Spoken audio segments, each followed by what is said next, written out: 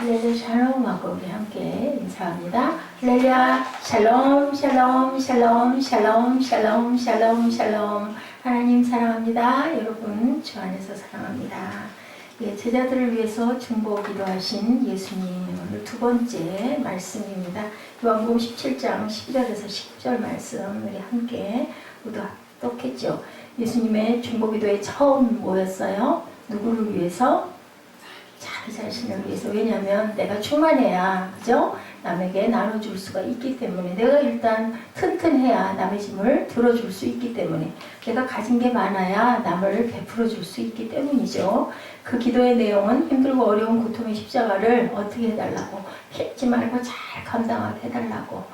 근데 처음엔 두려움도 있어서 내게서 피할 수 있으면 이 잔을 피할 수 있게 해주옵소서 했다가, 그냥 아시죠? 기도하시니까 하나님의 뜻이 여기 있구나를 아시고는 내가 그것을 잘 감당하게 해달라고 그렇게 기도하셨습니다. 이제는 예수님께서 제자들을 위해서 중보기도 하시죠. 거기에 대해서 가장 중요한 점은, 원래 하나님께 속한 제자들을 아버지께서 아들에게 보내주셨다라는 것을 제가 압니다 라는 고백을 하죠.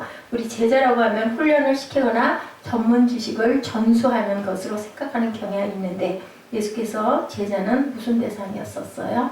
사랑의 대상이었었어요. 그래서 참 사랑으로 길렀죠. 사랑으로 만들었죠. 사랑으로 다스렸습니다. 많이 부족하고 여러분들 미숙한 제자들을 품으셨어요. 훌륭한 사람들을 뽑은 게 아니라 정말 소외되고 아무도 쳐다보지도 않을 것 같은 그런 사람들, 성품도 다 각각 다르고 하는 일도 다르고, 그러한 사람들을 어떤 거 하나만 보고 따르라 했을 때 바로 따라 나서는 그런 사람들을 그냥 다 무작위로 데리고 훈련을 시키셨어요. 이제 예수님께서는 제자들을 위해서 좀 더 구체적이고 실제적으로 중보 기도하기 시작하는 부분이 우리 12절, 11절 말씀부터 한번 확인해 보죠. 우리 11절 말씀 뭐라고 말씀하세요? 나는 세상에 더 있지 아니하오나 저희는 세상에 있사옵고 나는 어디로 간다고요? 아버지께로 가옵나니 거룩하신 아버지여, 내게 주신 아버지의 이름으로 저들을 보존하사 우리와 같이 저희도 하나가 되게 하옵소서. 우리와 같이 저들도 하나 되게. 우리와 같이는 뭐예요? 누구를 얘기하는 걸까요? 이제 맨 다음에 우리와 같이. 예수님께서 그렇게 기도하세요. 우리와 같이. 누구와 같이? 누구와 같이? 우리와 같이. 예수님이 우리와 같이 했으면 누구예요? 성삼위 하나님. 하나님. 저들이니까 제자들을 위해서 얘기를 하는 거기 때문에 우리와 같이 저들도 하나 되게 하옵소서. 제자들이 하나 되게 하옵소서. 우리 교회가 하나 되게 하여 주옵소서. 하나 되라고 얘기하시죠. 그런데 정말 하나 되려고 모였는데 각자의 속에 있는 성품과 악이 있다 보니까 자꾸 분열하고 나뉘는 부분들이 아픔이죠. 하나가 되게 하소서. 첫 번째 말씀이에요. 여러분들 기억하세요. 첫 번째 하나 되게 하소서. 첫 번째로 예수께서 제자들을 위한 중보기도, 그들을 하나 되게 하소서. 예수님께서는 죄인인 인간의 본질이 모임을 알고 하신 거예요. 분열임을 아신 거예요. 트러블 메이커들이 다 되죠. 좋은 뜻으로 모여서 좀 얘기 나누고 조금 친해지다 보면 자꾸 거기서 뭐가 생겨요? 분열이 생기고 자꾸 상처받는 사람이 생기고, 그러다 보면 그죠? 우리말로 삐지고 그죠? 그걸로 인해서 상처받아서 막 옆으로 피해 나가는 그런 경험, 피스메이커가 돼야 하는데 그러지 못하는 경우가 우리 안에 있는 분열의 영들이 있기 때문이다. 그래서 해체가 되고 분열하는 그런 부분은 하나님의 뜻이 아니라 사탄의 뜻이라는 것을 우리가 알아야 된다. 화해자의 특징은 한마디로 십자가를 지는 것.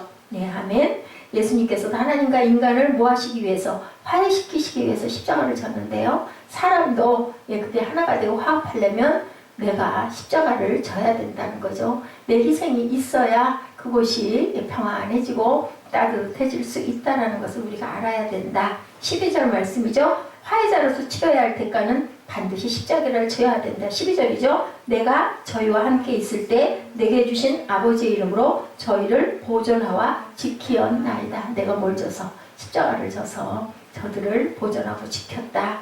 그 중에 하나도 멸망치 않고 오직 멸망의 자식뿐이오니 이는 성경을 응하게 하려 함이니라 라고 이렇게 고백하세요. 12절에. 그래서 두 번째로는 하나 되게 하소서. 그 다음에 보호하시고 지켜주소서라고 예수님께서는 지금 기도하고 계십니다. 11절 말씀에서 거룩하신 아버지여 내게 주신 아버지의 이름으로 저희를 보존하사라고 그렇게 기도하셨죠. 12절 말씀에서 내가 저희와 함께 있을 때 내게 주신 아버지의 이름으로 저희를 보존하와 지키었나이다. 지켜주소서 지키었나이다. 주님께서 무엇을 지심으로? 십자가를 지심으로 지키었나이다. 성도의 안전은 하나님의 보호하심에 있다. 우리가 그냥 사는 것 같지만 사실은 하나님이 우리를 지키시고 보호하시기 때문에 오늘도 이 자리에 우리가 함께 모여 예배 드릴 수 있다. 아까 이정현 자매가 기도한 것처럼 이렇게 모여 예배할 수 있게 해주셔서 감사합니다. 이것이 정말 진정 어린 우리의 고백이 되어야 된다. 하나님께서 지켜주시 않는데 우리는 절대로 안전할 수가 없다. 오늘 우리가 살아있는 것도 어젯밤에 잠을 잘 자고 오늘 오전에 똑같이 일어나 출근할 수 있는 것도 하나님의 은혜다. 아멘. 은혜예요. 하루 일과 중에 쭉 보다 보면요, 우리가 알지 못하는 작은 일 때문에 얼마나 하루를 우리말로 쉽게 망쳐버리는지 몰라요. 그죠? 아무것도 아닌 것 같은 그 일 때문에 거기에 묶여가지고 그만 내 마음이 중심을 잃고, 그죠? 막 파도를 타고 무너지기도 하고, 그죠? 돌아오는 길에도 차가 막혀가지고 나는 시간이 이렇게 바빠 죽겠는데 아주 그러면 마음이 조급하게 되죠. 하나님의 보호하심이 없으면 우리는 한시도 살 수가 없다. 인간이 발견한 것 중에 하나가 바로 성이에요. 성.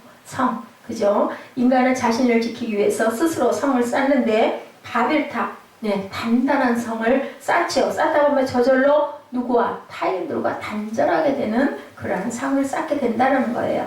사람은 두셋만 모이면 서로 뭐하게 돼요? 결국은 비판하고 싸우는 일들이 비일비재 허다하다. 사랑하고 협동하는 게 아니라 갈등하고 반목하고 헤어지고, 그죠? 근데 얘기 다 들어보면 다 본인 말이 다 맞는 것 같아요. 또 상대방 얘기 들어보면 또 그 사람 말이 맞는 것 같아요. 그게 뭐예요? 한치도 십자가를 지려는 마음은 없는 거죠. 사람들이 모이면 처음에 서로 사랑할 것 같고 정말 나눌 것 같고 평화할 것 같은데 오래 가다 보면 시간이 흐를수록 부패한 면을 드러내게 된다. 사람이 서로 미워하고 헤어지는 이유는 그 속에 뭐가 있기 때문에? 죄성이 있기 때문이다. 어휴, 내가 무슨 죄가 있어? 나는 안 그랬어? 상대방이 그랬어. 근데요, 정말 깊이 들여다보다 보면 제가 제 자신 들여다보면 내 속에 이런 악이 있구나. 내 속에 이렇게 뭔가 그저 선한 게 아니라 아주 뭐랄까 심술궂고 못된 어떤 근성들을 갖고 있구나라는 것을 저는 들여다보게 되더라고요. 다만 겉으로 도덕과 교養과 체면으로 무장하고 있을 뿐이지 세월이 지나면 그 죄성이 뿌리를 드러내고 만다. 본성 속에 보면 본인이 볼 줄 알아요. 보다 보면은 내 고약한 것들, 냄새나는 것들이 분명히 있죠. 누구나 색깔이 조금 다를 뿐이고요. 조금 더 급하고 조금 더 느릴 뿐인 거지 다 있습니다. 인간은 누구나 소유와 권력과 의심 등에 대한 본능을 갖고 있다. 그죠? 갖고 싶고, 그죠? 내가 조금 더 낫고 싶고, 남보다. 그죠? 그리고 또한 의심하는 마음 분명히 있습니다. 그런데 그 의심도 세상이 주는 의심일 수도 있어요. 그렇게 함으로 인하여 내가 아무런 의심을 안 하고 살았는데 그만 자꾸 당하고 속다 보니까 이제는 안 믿어요. 그죠? 그런 얘기 있죠. 근데 내 안에 있는 죄성 때문이기도 하다라는 거죠. 잘 믿다가도 의심하고 갈등하게 되고, 그죠? 우리 마음에 자꾸 출렁출렁하지. 아이고, 이렇게 해서 되겠어? 이거 뭐 이런다고 뭐 낫겠어? 이런 마음들이 있다라는 거죠. 사탄은 분열의 영이기 때문에 사람들 사이에 싸움을 만들 뿐 아니라 교회마저 다투게 한다. 교회가 어떤 곳이기 때문에 사람이 모여있는 곳이기 때문에 다툼이 더 많이 일어난다. 반면에 성령님은 연합과 일치의 영이시다. 그래서 뭔가 깨어지는 소리가 나려고 할 때는 내가 속으로 이거 사탄이지 라는 정체성을 알아야 된다. 성령께서 임하시면 우리에게 회복과 치유가 있고 변화가 일어나게 하시죠. 틀린 것을 옳게 하시고 그런 것을 바르게 하시고 나뉜 것을 하나로 만드시려고 하는 마음이 있어요. 우리가 기도하다 보면 그런 게 깨달아집니다. 예수께서 화해제로 세상에 오셔서 친히 뭐가 되셨다고요? 화목제물로 하나님께 드렸어요. 누구와 약속하고? 아버지와 약속하고 내가 이렇게 할 테니까 이 사람들 고쳐주시옵소서. 이 사람들 죽이지 말고 멸망치 않고 영생을 얻게 해주옵소서 하고 약속을 하신 거예요. 그 일은 천사도 감당할 수 없는 직분인데 하나님께서 누가 감당하겠어요? 그죠? 하늘 아래 이 생명을 지으신 분은 누구세요? 하나님이시기 때문에 그분밖에 하실 분이 없어요. 천사도 하나님이 만드셨기 때문에 할 수가 없는 거죠. 우리는 언제 어떤 곳에 있든지 뭘로 존재해야 된다. 그렇기 때문에 화해자로 존재해야 합니다. 인간이 느끼는 외로움은 누가 만들어주는 게 아니라 스스로 만드는 거. 저도 그런 것 같아요. 보면은 어떤 날 아주 우울에 빠지다 보면 그냥 계속 가라앉아져요. 그러다 보면 멀쩡하게 잘하던 것들도 자꾸 사고가 나요. 그르치게 되고 그렇더라고요. 이 사람 저 사람과의 교제를 모두 끊고 혼자 골방에 들어가 이불 뒤집어 쓰고 있다 보면 외롭지 않은 사람은 아무도 없죠. 근데 어차피 하나예요. 혼자예요. 근데 딱 누구 한 분이 계세요. 하늘에 계신 아버지, 나를 지으신 아버지가 나를 항상 내려다보고 계신다라는 생각을 하는 사람은 그렇게 끝까지 외롭지만은 않다라는 거죠. 그러면 모든 외로움을 어떻게 떨쳐버릴 수가 있죠. 이불을 걷고 골방을 박취하고 나가 누구를 세상에 나가 바람도 쏘이고 그죠? 산천초목도 바라보고 아름다운 꽃도 바라보고 큰 숨도 쉬고 사람도 만나고 왜냐면 너희들 거기서 충만하게 잘 살아라 했으니까요. 우리는 그 속에 섞여서 살면서 법을 배우죠. 살아가는 방법도 배우고 그리고 내 영향도 끼치고 또 남들의 영향도 받고 그렇게 살아야 된다는 거죠. 우리 자신의 노력만으로 세상을 살아갈 수가 없다. 누가 지키시기 때문에 산다. 이 우주가 둥그렇잖아요. 저는 그런 걸 늘 생각해요. 둥그렇게 쌓아놓으셨어요. 하나님이. 그 안에 둥지 안에서 잘 살으라고. 그죠? 처음에는 둥그러운 거 몰랐죠. 네모난 줄 알았죠. 끝까지 가다가는 떨어져 죽을 것이다. 절벽 끝이 나오고 우리는 거기에 떨어져 죽을 것이라고 바다 멀리 나가지 않았다고 그래요. 근데 정말 묘한 건 한 바퀴 돌면 그 자리로 올 수 있게 둥그렇게 만드셨어요. 하나님의 보호하심입니다. 시편 23편 1절에서 4절까지 너무 좋아하는 말씀이죠. 야훼는 나의 목자시니 내게 부족함이 없으리로다. 그가 나를 푸른 초장에 누이시며 쉴만한 물가로 인도하시는도다. 내 영혼을 소생시키시고 자기 이름을 위하여 의의 길로 인도하시는도다. 내가 사망의 음침한 골짜기로 다닐지라도 해를 두려워하지 않을 것은 주께서 나와 함께 하심이라. 죄 지팡이와 막대기가 나를 안위하시나이다 라고 찬송하고 있어요. 누가요? 다윗이요. 하나님을 찬양하는 노래죠. 그게 다윗의 노래인데 바로 오늘 저와 여러분의 노래인 줄 믿습니다. 아멘. 하나님께서 항상 우리를 지켜주시고 우리를 자녀들로 지켜주시기 때문에 품 안의 자식이지 그들이 성장해가면 부모는 자식의 안전을 보장할 수 없는데 그 자식도 또한 나도 또 내 아버지도 내 어머니도 누가 지키셔요? 지으신 하나님 한 분은 변함없이 우리를 지키신다라는 거죠. 하나님께서 자녀들을 보호해 주시도록 그래서 우리는 늘 뭐 해야 된다? 중보해야 된다. 남편이나 아내도 서로 보호해 주도록 지켜달라고 기도해야 된다. 13절이죠. 지금 내가 아버지께로 가오니 내가 세상에서 이 말을 하옵는 것은 저희로 내 기쁨을 저희 안에 충만히 가지게 하려 함이니이다. 자, 세 번째 뭐라고요? 기쁨으로 충만케 하소서. 첫 번째 하나 되게 하소서. 두 번째 보호하고 지켜주소서. 세 번째 기쁨으로 충만케 하소서. 예수께서 제자들을 위한 중보기도는 그들의 기쁨을 충만케 해달라는 그런 부탁이었어요. 어떻게 하라고요? 내가 아버지께로 가오니 내가 세상에서 이 말을 하옵는 것은 저희로 내 기쁨을 저희 안에 충만히 가지게 하려 합니다. 내가 아버지로 인하여서 기뻐하며 이루고 가서 기쁜 것을 그 내 제자들 안에서도 충만케 기뻐질 수 있도록 해 주옵소서 하고 하나님께 부탁드리는 거예요. 기독교의 교리 중에 독특한 것은 기쁨이죠. 기쁨. 어디서도 기뻐해요. 감옥 안에서도 기뻐해요. 언제도 기뻐해요. 죽으면서도 기뻐해요. 웃으면서 갈 수 있어요. 그게 정말 다른 종교하고 너무너무 다른 점이라는 거죠. 빌립보서 4장 4, 5절에 사도 바울은 뭐라고 말씀하세요? 에필골몬이죠. 감옥에서 기도하죠. 기뻐하죠. 주 안에서 항상 기뻐하라. 내가 다시 말하노니 기뻐하라. 너희 관용을 남들을 베푸는 거죠. 관용을 모든 사람에게 알게 하라. 주께서 가까우시니라. 그러니까 너희 기뻐할 수 있다. 주가 오시면 우리는 영원한 곳에서 살 수 있기 때문에 감옥 안에 갇혀있는 사람이 감옥 밖에 있는 사람들에게 기뻐하라고 권면하는 것은 정말 바울밖에 없어요. 하나님의 자녀들밖에는 없습니다. 데살로니가전서 5장 16절에서 18절에도 항상 기뻐하라, 쉬지 말고 기도하라, 범사에 감사하라. 이는 그리스도 예수 안에서 너희를 향하신 하나님의 뜻입니다. 성경에서 말씀하시는 기쁨은 세상의 기쁨과 전혀 다르죠. 세상에서 말하는 기쁨은 쾌락, 명예, 물질 등을 말하는데,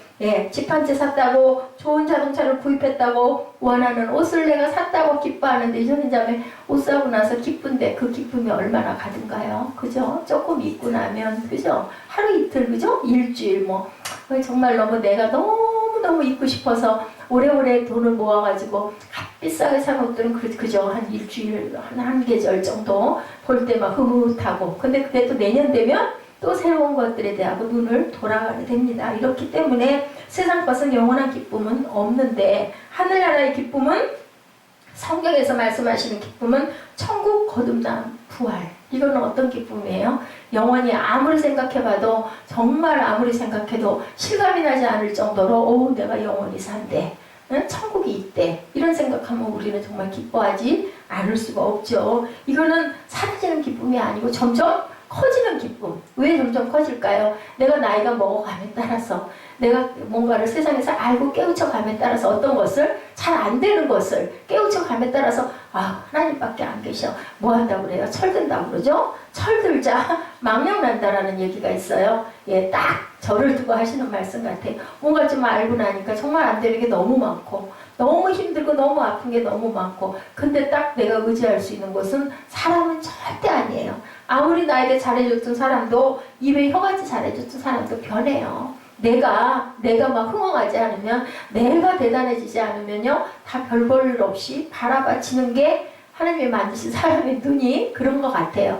제가 대단했더랬으면 이럴까요? 아니겠죠. 근데 그렇게 돼요. 그 상대방만 그런 게 아니라 일반적으로 뭔가 명예가 있고 권력이 있고 뭔가 이루고 세상에서, 그죠? 막 번쩍번쩍 빛이 나고 하면 사람들이 하고 바라보잖아요. 근데 한결같으신 분 한 분 하나님이세요. 내가 가장 작아졌기 때문에 더더군다나 어떻게 여기세요? 안쓰럽게 여기죠. 부모의 마음이에요. 우리 부모들은, 그죠? 잘된 놈은 잘 돼서 기쁘고, 그죠? 너무너무 흐뭇하고, 안 되고 약한 녀석은 보면 또 그게 안쓰럽고, 저 녀석 어떡하나, 저거 나가서 제대로 행세를 해야 될 텐데, 늘 마음에 안쓰러움이 있죠. 외면적인 기쁨이 아니라 어떤 기쁨이라고요? 내면적인 기쁨이다. 누가 주시는 기쁨은? 하나님이 주시는 기쁨은, 아무리 좋은 걸 사도, 무슨 집을 사도, 결혼을 해봐도, 그죠? 대단한 명예에 올라가 봐도, 로또에 당첨이 돼봐도 그게 영원한 기쁨은 될 수가 없고, 자칫 잘못하면 멸망의 지름길로 가는 길이 될 수밖에 없는데,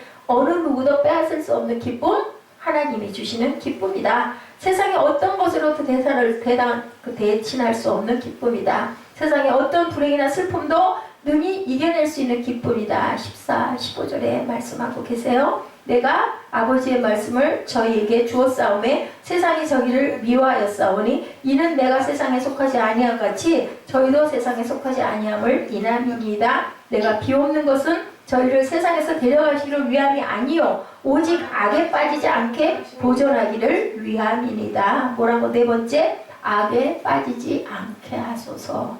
기쁨이 충만하게 하소서. 그죠? 하나 되게 하소서. 그리고 두 번째는 뭐라고 얘기했어요? 보호하고 지켜주소서. 세 번째는 기쁨으로 충만케 하소서. 네 번째는 악에 빠지지 않게 하소서. 그죠? 예수께서 제자들을 위한 중보기도에는 그들을 악에 빠지지 않게 해달라.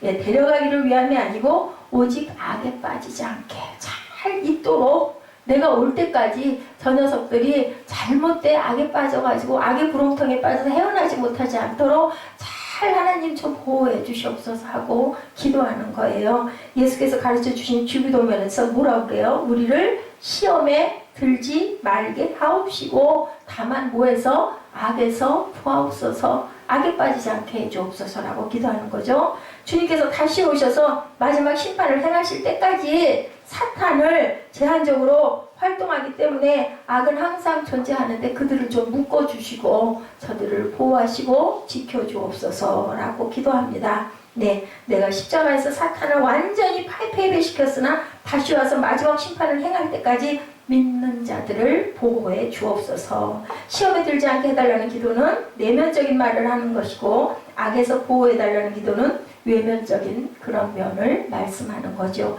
시험에 빠지는 것, 내 내면적인 것. 악에서 보호해달라는 것, 외면적인 것을 얘기하고 계신다. 우리 양면에서 우리는 양면 양쪽으로 보면은 악이고 시험을 받는 것도 우리다. 공격도 우리고 시험 받는 것도 우리인데, 양면에서 취약한 존재들이죠. 둘 다다. 밖에서도 안에서도, 그죠? 내 내면 다스리는 건 너무 힘들고, 밖에서 나에게 상처를 주는 곳에도 푹푹 찔려서 그냥 피가 쏟아집니다. 그렇기 때문에 내면도 외면도 정말 연약한 존재들이니까 이 시험에 들지 않게 바로 뭐라고요? 그 섭섭이를 면하게 해달라. 누구로 인하여? 하나님의 전신갑주로. 아멘.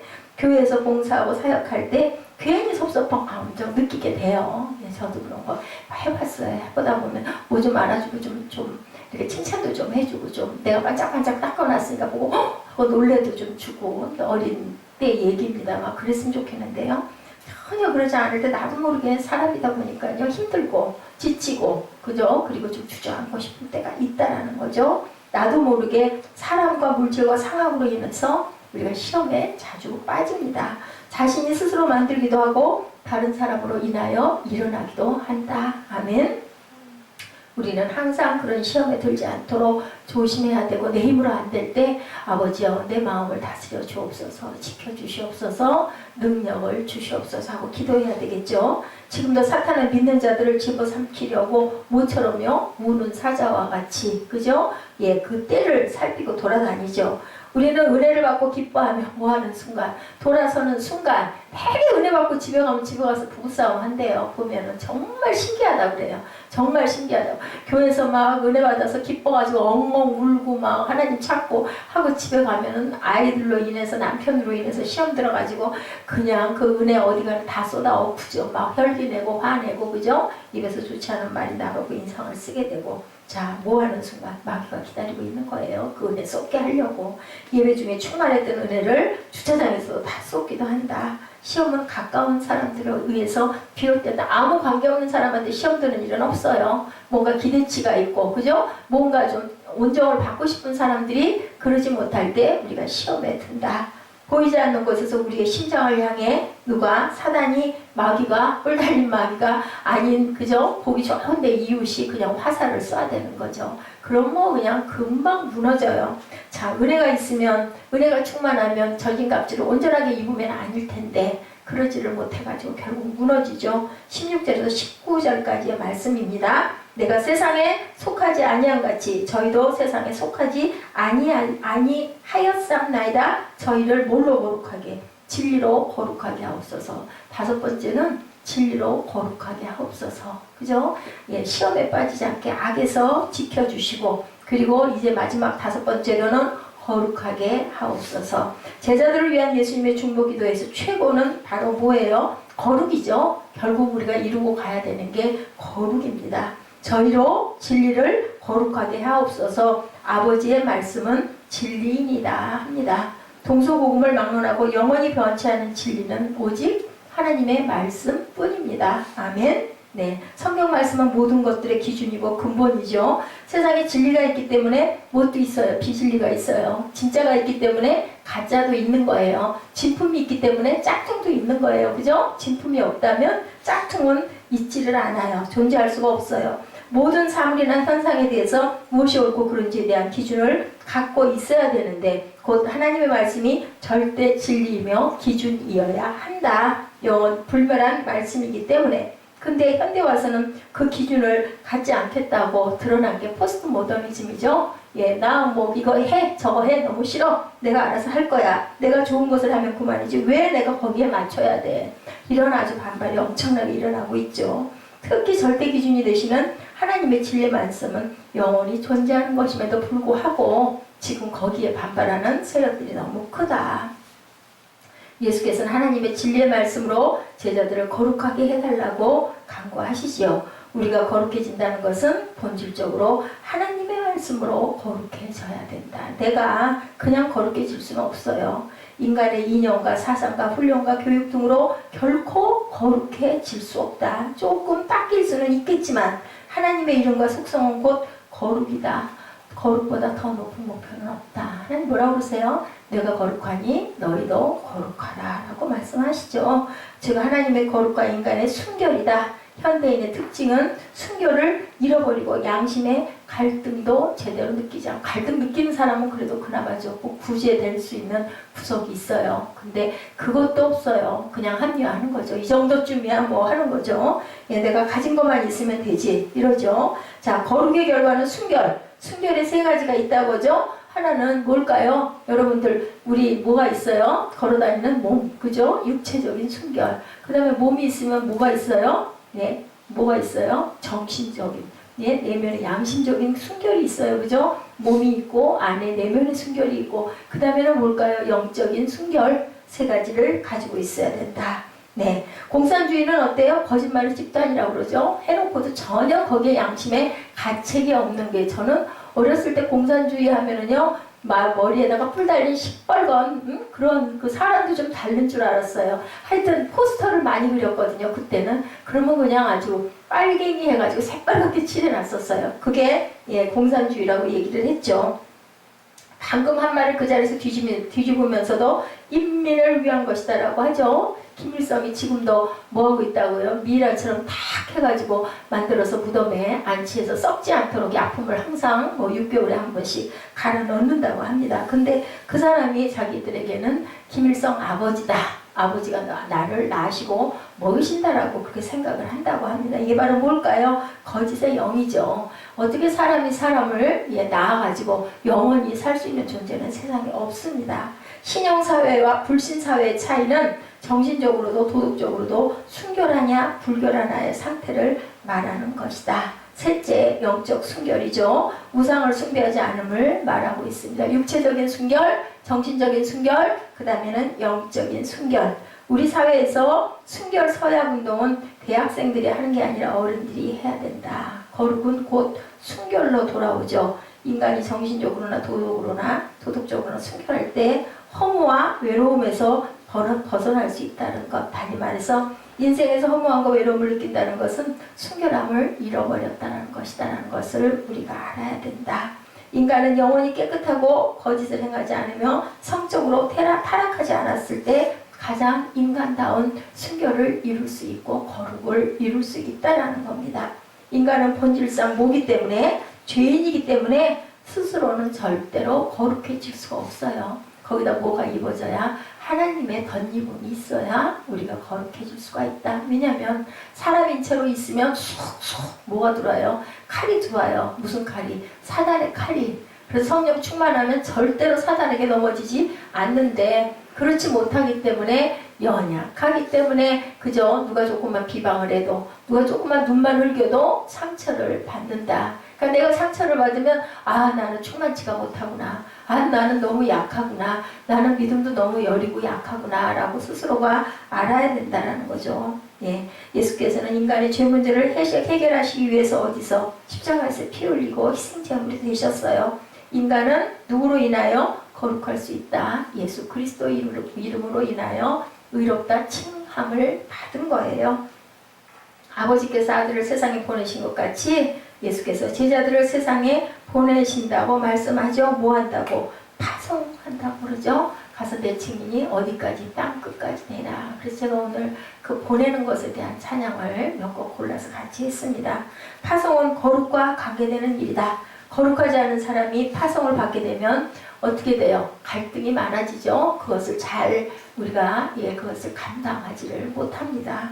파송받은 사람이 거룩하면 사명도 분명해지죠. 사도행전 28장이 지금 29장을 쓰고 있다고 하죠. 많은 선교사들이 나가 있죠. 비전을 갖기 전에 뭐가? 거룩과 순결을 본질로 삼아야 된다. 누가 기도하셨어요? 예수께서 제자들을 위해서 기도하셨기 때문에 그 기도로 인하여 우리가 5가지 축복을 받았죠. 지금까지 하나 되게 하소서 하죠. 그리고 또한 세상에서 기쁨이 되게 하소서, 지키시고 보호하시옵소서, 또한 뭐라고 그러세요? 악에서 구해 주옵소서, 그리고 거룩하게 해 주옵소서. 예수께서 기도해 주신 부분이에요. 우리에게 그 축복을 받아서, 그죠? 이 5가지 복이 우리 안에 풍성히 이루어졌을 때 우리가 하나님께서 내려주시는 복으로 세상을 변화시키는 그러한 모든 하나님의 증인들이 다 될 수 있다라고 오늘 제자들을 향한 예수님의 기도에서 이렇게 증명하고 있습니다. 우리가 항상 기도하고 주님께 구하고 하나 되고 그리고 충만케 되고 지키시고 보호하시는 주님의 은혜 속에서 항상 악에서 구하여 주옵소서. 그리고 그 기쁨이 악에서 구하신 그것으로 인한 그 기쁨을 내가 깨달아 알아서 그 기쁨으로 인하여 충만케 해주시고 세상을 이기게 하시고 그리고 우리가 항상 하나님의 기쁨이 되는 그런 거룩을 행하게 해 주옵소서. 그래서 주신 사명을 감당하게 해 주옵소서 하고 기도하시는 저와 여러분 되시기를 주님의 이름으로 축복합니다. 기도하시겠습니다. 하나님, 예수께서 사랑하는 제자들을 위해 중보하신 것처럼 우리를 위해서도 중보 기도하실 줄 믿습니다. 예수님의 기도가 그대로 이루어지기를 원합니다. 예수님의 이름으로 감사하며 기도드렸사옵나이다. 아멘. 우리 찬양하시고 축도로 예배를 마치도록 합니다. 결단 찬양 한 장 하죠.